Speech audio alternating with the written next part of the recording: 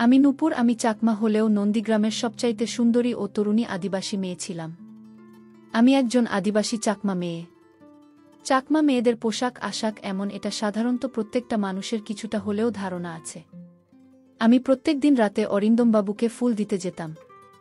যেহেতু আমি বাজারে ফুল বিক্রি করতাম, এবং একদিন অরিন্দমবাবু সুযোগ বুঝে আমার হাত দুটি ধরে অনেক ভালোবেসে বলেছিলেন, নূপুর, তোকে দেখে আমি আর থাকতে পারছি না। আমি অরিন্দমবাবুকে বলেছিলাম আমার বয়স হয়নি, আর আমার প্রেম করার বয়স হয়নি। ভালো, এটা কি জিনিস সেটা এখনও বুঝি না। কিন্তু অরিন্দমবাবু বললেন, আরে অনেকদিন থেকেই চেষ্টা করছিলাম তোর কাছে আসা, কিন্তু আমি ভয় পাচ্ছিলাম। তুই শুধুমাত্র একবার আমাকে একটা সুযোগ দিন। আমি বলেছিলাম, আমি আপনাকে কি সুযোগ দিব? আমার তো সুযোগ দেওয়ার বয়স হয়নি। এই বয়সে আমার সম্ভব না। আমি তো আপনার মেয়ের বয়স মাত্র 13 বছর বয়স আমার। কিন্তু অরিন্দমবাবু আমার কোনো কথা শোনেনি। তারপর প্রত্যেক দিন রাতের অন্ধকারে অরিন্দমবাবু আমাকে নিজের ইচ্ছামতো, অরিন্দমবাবু আমার পিছু ছাড়েনি, এবং আমি বাধ্য হয়ে পাগলের মতো তার কথা বিশ্বাস করে তাকে নিজের সব কিছু দিয়ে বসেছিলাম। অরিন্দমবাবু আমাকে দেখে বলেছিলেন, উপর, তুই চাকমা মেয়ে হলেও সবার চাইতে আলাদা, এবং তোকে দেখে তো যে কেউ তোর প্রেমে পড়ে যাবে। কিন্তু সাবধান থাকিস। যে কোনো পুরুষ মানুষের মিষ্টি কথায় পড়ে গিয়ে নিজের জীবনটা কিন্তু নষ্ট করিস না। এবং অরিন্দমবাবুর মিষ্টি কথাতেই আমি নিজের সবকিছু তাকে দিয়ে বসেছিলাম, কারণ আমি তার উপর অনেক ভরসা করেছিলাম। আসলে আমরা যেহেতু চাকমা ছিলাম, তাই আমরা শাড়ি পরতাম। আমাদের শাড়ি হাঁটুর উপর থেকে থাকত এবং আমাদের খোপায় ফুল থাকত। আমাদের সাজগোজ তাই কিন্তু এরকম। কিন্তু আমি চাকমা হলেও ভীষণ ফর্সা ছিলাম। তাই নন্দীগ্রামে প্রত্যেকটা পুরুষ মানুষ শুধুমাত্র আমার সৌন্দর্য দেখে আমাকে নিজের কাছে পাওয়ার জন্য সবাই পটানোর অনেক চেষ্টা করত। কিন্তু আমি কারো মিথ্যে প্রেমের জালে পড়েনি। আমি নিজেকে ধরে রেখেছিলাম। কিন্তু আমি যখনই অরিন্দমবাবুকে ফুল দিতে যেতাম, তখনই সে আমার দিকে তাকিয়ে থাকত। যেহেতু আমি ভীষণ ফর্সা ছিলাম, আমি তাকে অনেক ভালো মানুষ ভেবেছিলাম, কারণ উনার চোখের দিকে তাকালে একটা সততার আভাস পেতাম। এবং জানি না কেন অন্য পুরুষদের চাইতে অরিন্দমবাবুকে খুব একটা আলাদা মনে হতো আমার, এবং আমি তাকে খুব ভালো মানুষ ভেবেছিলাম। তাই আমি নিজেকে উনার ভালোবাসা থেকে আটকে রাখতে পারিনি। তখন আমারও ভীষণ ভাল লাগত। তারপর 15 দিন ধরে অরিন্দমবাবু আমাকে রোজ, এবং আমি খুব খুশি ছিলাম উনার ভালোবাসা পেয়ে। কিন্তু সেদিন সকালে ঘুম থেকে উঠেই আমার পায়ের তলা থেকে মাটি সরে যায়, কারণ অরিন্দমবাবু হঠাৎ করে আমাকে একা ছেড়ে কলকাতা শহরে চলে গেছিল, এবং আমি 1 মাসের মধ্যেই মা হয়ে গিয়েছিলাম। অরিন্দমবাবু আমাকে কিভাবে কি করেছিল, এবার বলি অরিন্দমবাবুর সঙ্গে আমার আসল কাহিনী। আসলে অরিন্দমবাবু আমাদের নন্দীগ্রামে 1 মাসের কন্ট্রাক্টের কাজে এসেছিলেন। উনি একজন ইঞ্জিনিয়ার ছিলেন। উনার বাড়ি কলকাতা শহরে ছিল, এবং হরিয়া কাকা অরিন্দমবাবুর সঙ্গে থাকত। হরি আকা দুপুরবেলা অরিন্দমবাবুর খাবারদাবার রান্না করে দিয়ে নিজের বাড়িতে চলে যেত। সেদিন বাজারে হরিয়া কাকার সঙ্গে আমার যখন দেখা হয়েছিল, তখন হরিয়া কাকা আমাকে বলেছিল, কি রে নূপুর, তোর ফুল বিক্রি হয়েছে। আজ কিছু ভাল ফুলগুলো কিন্তু আলাদা করে রাখিস বাবুর জন্য। আমি তখন তাকে বলেছিলাম, কেন আজ ভাল ফুলগুলো আলাদা করে রাখব, আর কোনো বাবুর জন্য ফুল আলাদা করে রাখবেন? হরিয়া কাকা তখন আমাকে বলেছিল, পশ্চিম দিকের যে বড় বাড়ি আছে সেই বাড়িতে কলকাতা থেকে নাকি একজন নতুন বাবু এসেছেন। উনি হলেন অরিন্দমবাবু, আর উনি আজকে কিছু ফুল চেয়েছেন। তাই তুই সন্ধ্যায় গিয়ে অরিন্দমবাবুকে কিছু ফুল দিয়ে আসিস। হরিয়া কাকার কথা শুনে সেদিন আমি আমার বাড়ি ফেরার আগে পশ্চিম দিকের বড় বাড়িতে গিয়েছিলাম সাহেবকে ফুল দিতে। তারপর ওই বড় বাড়ির সামনে এসে যখন আমি দরজাটা ঠকঠক করলাম, তখন ভেতর থেকে একটা বাবু বেরিয়ে এলেন। উনি ভীষণ তরুণ ও সুন্দর ছিল দেখতে, এবং উনাকে দেখে সাহেবের মতোই লাগছিল। তারপর উনি আমার পা থেকে মাথা পর্যন্ত আমার দিকে খুব ভালোভাবে তাকিয়ে দেখলেন। তারপর আমার হাতে ফুলের ঝুড়িটা দেখে বাবু বললেন, তাহলে তুমি আমাকে ফুল দিতে এসেছ? আমি তখন বাবুর মুখের দিকে তাকিয়ে বললাম, হ্যাঁ, বাবুকে ফুল দিতে এসেছি। আজ দুপুরে হরিয়া কাকা মুখে এখানে ফুল নিয়ে আসতে বলেছিল। তারপর আমি যখন ফুলের ঝুড়িটা বাবুর হাতে দিয়েছিলাম, তখন উনি আমাকে ফুলের যতটা দাম হয়েছিল তার চাইতে কিন্তু একটু বেশি পরিমাণে টাকা দিয়েছিলেন। কিন্তু আমি বেশি টাকা নিতে রাজি হয়নি। আমি যখন বেশি টাকা নিতে রাজি হয়নি, তখনই আমার 2 হাত ধরে বলেছিলেন, এই টাকাটা রাগের পরিবর্তে তুমি আমাকে আবার কাল ফুল দিতে আসবে। তারপর আমি যখন ফুল দিয়ে সেখান থেকে ফিরে আসছিলাম, তখন উনি কিন্তু আমার দিকে তাকিয়েছিলেন। তারপর আমি চুপচাপ নিজের বাড়ি ফিরে চলে এসেছিলাম। এইভাবে প্রত্যেক দিন সন্ধেবেলায় নিজের বাড়ি ফেরার আগে আমি বাবুকে ফুল দিতে যেতাম। এইভাবে প্রায় ৩-৪ দিন হয়ে যাওয়ার পরে বাবুর সঙ্গে আমি বেশ কথা বলতে গেছিলাম। আসলে আমি খুব লাজুক প্রকৃতির মেয়ে ছিলাম। আমি প্রয়োজনের বেশি কথা কারো সঙ্গে বলতাম না। সেদিন সন্ধ্যাবেলায় যখন আমি বাবুকে ফুল দিতে যাই তখন উনি সেদিন আমাকে জানি না কেন ঘরের ভিতরে ডেকেছিলেন। এবং আমি যখন বাবুর কথা শুনি, ঘরের ভিতরে ঢুকে উনার হাতে ফুলের ঝুড়িটা দিয়েছিলাম। তখন উনি আমাকে বলেছিলেন, দেখুন উপর, আমি তোমাকে আজ কিছু কথা বলতে চাই। জানি না আমার কথা শুনে তোমার খারাপ লাগবে না, ভাল লাগবে। তখন আমি বাবাকে বলেছিলাম, বাবু তুই আমাকে কি বলতে চাইছি সেটা নিঃসন্দেহে বলতে পারিস, আমি কিচ্ছু খারাপ মনে করব না। বাবু তখন হঠাৎ করে আমায় বললেন, দেখুন উপর, তুমি চাকমা হলেও তুমি দেখতে ভীষণ সুন্দরী, এবং আমি জানি তোমাদের পোশাক পরিচ্ছদ এরকমটাই, কিন্তু আমি তোমাকে এখন যে কথাটা বলতে যাচ্ছি সেটা বলতে আমার ভীষণ লজ্জা লাগছে, কিন্তু আমি না বলে থাকতে পারছি না। আসলে সৌন্দর্য দেখে অনেক পুরুষ তোমার জন্য পাগল হয়ে যাবে, তাই তুমি নিজেকে ঢেকে রেখো, এটা আমি কিন্তু তোমার ভালোর জন্যই বললাম।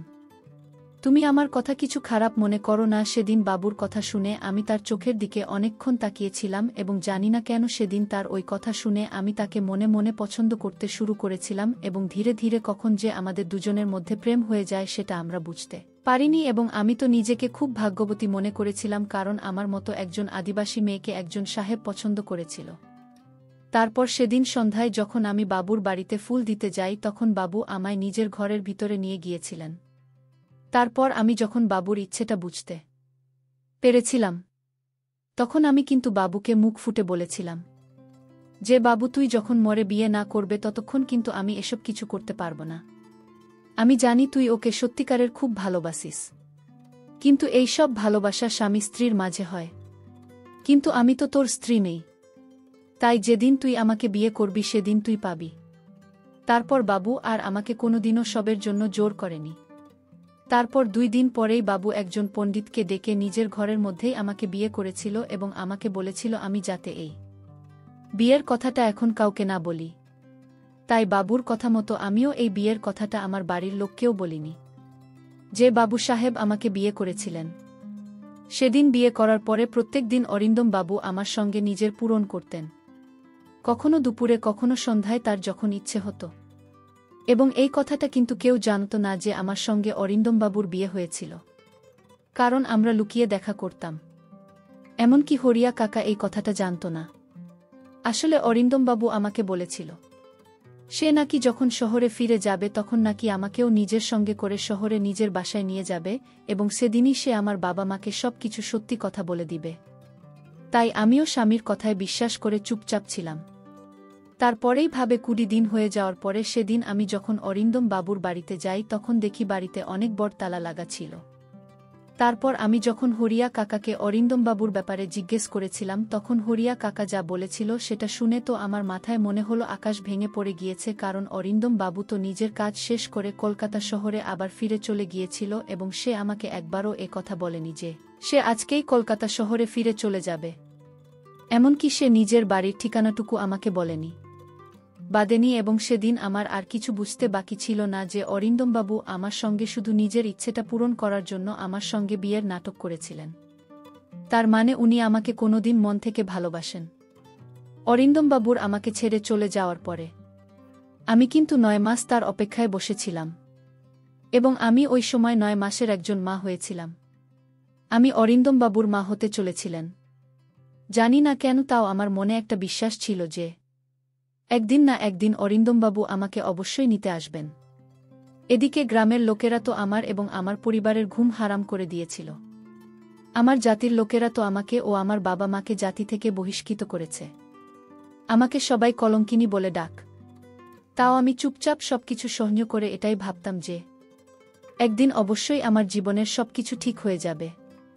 9 মাস অপেক্ষা করার পরেও যখন অরিন্দমবাবু আমাকে নিতে আসেনি তখন আমি হরিয়া কাকার কাছে অরিন্দমবাবুর কলকাতার বাড়ির ঠিকানা নিয়েছিলাম, এবং ঠিকানা নিয়ে আমি নিজের মনের সাহস করে নন্দীগ্রাম থেকে একাই কলকাতা শহরে গিয়ে অরিন্দমবাবুর বাড়িতে গিয়ে পৌঁছেছিলাম।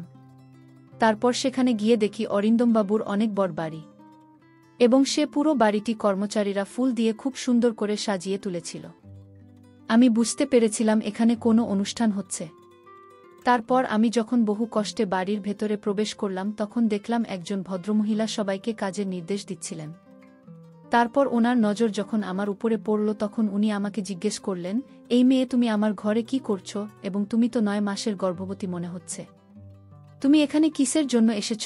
তুমি কি আমার বাড়িতে কোনো কাজ করতে চাও? কিন্তু তুমি গর্ভবতী হয়ে কিছুই তো কাজ করতে পারবে না, এবং তোমার অবস্থাও খুব খারাপ লাগছে।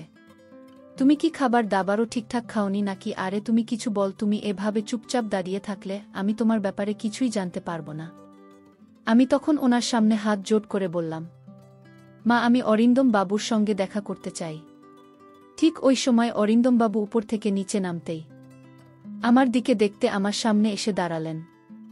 তারপর আমি যখন 10 মাস পরে আমার স্বামীকে নিজের চোখের সামনে দেখলাম তখন আর পাথরে প্রণাম নিতে গেলাম। ঠিক তখনই অরিন্দমবাবুর মা আমার হাত ধরে বললেন, এই মেয়ে তুই এসব কি করছিস? আমি তখন নিজের কপাল থেকে চুল সরিয়ে দিয়ে বললাম, আমি অরিন্দমবাবুর স্ত্রী এবং আমি উনার বাচ্চার মা হতে চলেছি। অরিন্দমবাবুর মা তখন আমার হাত ধরে বললেন, তোর কি মাথা খারাপ হয়ে গেছে? তোর মতো একটা চাকমা মেয়েকে আমার ছেলে বিয়ে করবে? আমার ছেলের 2 দিন পরে বিয়ে আছে, তাই এসব তামাশা একদম এখানে করবি না। তাই এখান থেকে চুপচাপ বেরিয়ে যায়। তোর মতো যে কোনো রাস্তার মেয়ে সে বলবে যে সে আমার ছেলের স্ত্রী আর আমরা সেটা মেনে নেব। ওই সময় আমি কিন্তু অরিন্দমবাবুর চোখের দিকে তাকিয়েছিলাম। তখন উনি আমাকে যা বলেছিলেন সেটা শুনে তো আমার পায়ের তলা থেকে যেন মাটিটায় সরে গিয়েছিল। কারণ উনি আমাকে বলেছিলেন, কে তুমি? আমি তোমাকে চিনি না। আর আমার বাড়িতে এসব ঝামেলা না করে চুপচাপ তুমি বাইরে বেরিয়ে চলে যাও। কারণ 3 দিন পরেই আমার বিয়ে আছে। তারপর তারা আমাকে জোর করে বাড়ি থেকে বের করে দিয়েছিল। বাড়ি থেকে বের করে দেওয়ার পরেও আমি কিন্তু অরিন্দম বাবুর বাড়ির সামনে বসেছিলাম। আমি কিন্তু হার মানিনি এবং তাদের আমাকে অনেকবার বলার পরেও যখন আমি সেখান থেকে কোথাও যাইনি তখন অরিন্দমবাবুর মা আমাকে বলেছিলেন, এই মেয়ে তুই যদি এখান থেকে না যাস তাহলে আমি কিন্তু পুলিশ ডাক। উনার কথা শুনে আমি কিন্তু তাও তাদের বাড়ির সামনে থেকে কোথাও যাইনি, আমি চুপচাপ ওখানে বসেছিলাম। তারপর অরিন্দমবাবুর মা যখন পুলিশ ডেকে আমাকে পুলিশের হাতে দিয়েছিলেন তখন আমি পুলিশকে কিন্তু সবকিছু সত্যি কথা বলতে বাধ্য হয়েছিলাম যে আমার সঙ্গে 10 মাস আগে অরিন্দমবাবুর সঙ্গে আমার বিয়ে হয়েছিল। তারপর পুলিশ যখন আমার অসুস্থ শরীর দেখে আমাকে একটা সরকারি হাসপাতালে নিয়ে যায়, সেই হাসপাতালের এক নার্স আমার অনেক সাহায্য করেছিল। এমনকি ওই সেবিকা পুলিশকে গিয়ে বললেছিল কিছুদিনের মধ্যেই কিন্তু আমার বাচ্চা হবে এবং ওই বাচ্চার ডিএনএ ও অরিন্দমবাবু ডিএনএর সঙ্গে টেস্ট করলেই কিন্তু সব কিছু সত্যি কথা প্রমাণ হয়ে যাবে। তা সত্ত্বেও কিন্তু অরিন্দমবাবু আমাকে গ্রহণ করতে রাজি ছিলেন না। এমনকি অরিন্দমবাবু তো আমার সামনে পুলিশকে বলেছিলেন, আমার এই চাকমা মেয়েটাকে দেখতে ভাল লেগেছিল, তাই আমি তার সাথে রাত। তার মানে তো এই নয় যে আমি একজন চাকমা মেয়েকে নিজের বাড়ির বুক করব। তারপর পুলিশে যখন আমার কথায় বিশ্বাস করে অরিন্দমবাবুকে আমার সামনে তাকে জেলে ভরার হুমকি দিয়েছিল, তখন আমি পুলিশের পা ধরে বলেছিলাম, বাবু দয়া করে মোর স্বামীকে কোনো শাস্তি দেবেন না। ওটা মোর স্বামী, আমি আমার স্বামীকে কোনো কষ্ট দিতে পারব না। তা সত্ত্বেও কিন্তু অরিন্দমবাবু আমাকে গ্রহণ করতে রাজি ছিলেন না।